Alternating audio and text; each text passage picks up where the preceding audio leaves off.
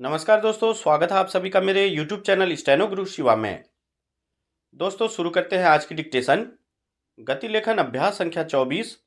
गति 80 शब्द प्रति मिनट। स्टार्ट। अर्थव्यवस्था की चमकती तस्वीर के बीच अगर बेरोजगारी के आंकड़ों में युवाओं की हिस्सेदारी चिंताजनक स्तर तक दिखाई देने लगे तो सोचने की जरूरत है कि विकास के रास्ते में इस मसले का क्या हल है। हालांकि हाल के वर्षों में युवाओं की संख्या और ऊर्जा को देश की ताकत के तौर पर पेश किया गया और उन्हें विकास का वाहक बताया गया है, लेकिन अब अगर युवाओं का ज़्यादातर हिस्सा बेरोजगारी की समस्या का सामना कर रहा है तो उसे कैसे देखा जाएगा। गौरतलब है कि मानव विकास संस्थान के साथ मिलकर अंतर्राष्ट्रीय श्रम संगठन ने इंडिया एम्प्लॉयमेंट रपट 2024 जारी की है।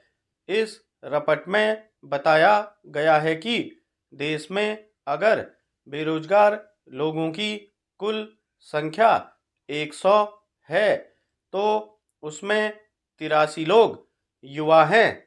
अगर देश की बेरोजगारी की तस्वीर में 83% युवा दिख रहे हैं तो इससे कैसे देश की ताकत में इजाफा हो रहा है।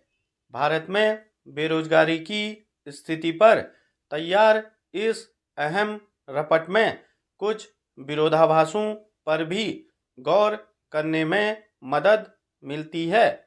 माना जाता है कि बेरोजगारी की समस्या काफ़ी हद तक शिक्षा और कौशल विकास के अभाव का भी नतीजा है, मगर ILO की रपट के मुताबिक देश के कुल बेरोजगार युवाओं की तादाद में करीब 2 दशक पहले के मुकाबले अब लगभग दोगुनी बढ़ोतरी हो चुकी है। खास तौर पर कोरोना महामारी के असर वाले वर्षों में इसमें तेज गिरावट दर्ज की गई।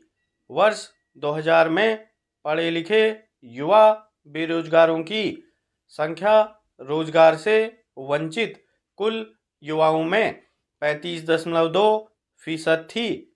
वहीं 2022 में यह बढ़कर 65.7% हो गई। यह स्थिति तब है जब इस अध्ययन में उन पढ़े लिखे युवाओं को भी शामिल किया गया जिन्होंने कम से कम 10वीं तक की शिक्षा हासिल की हो।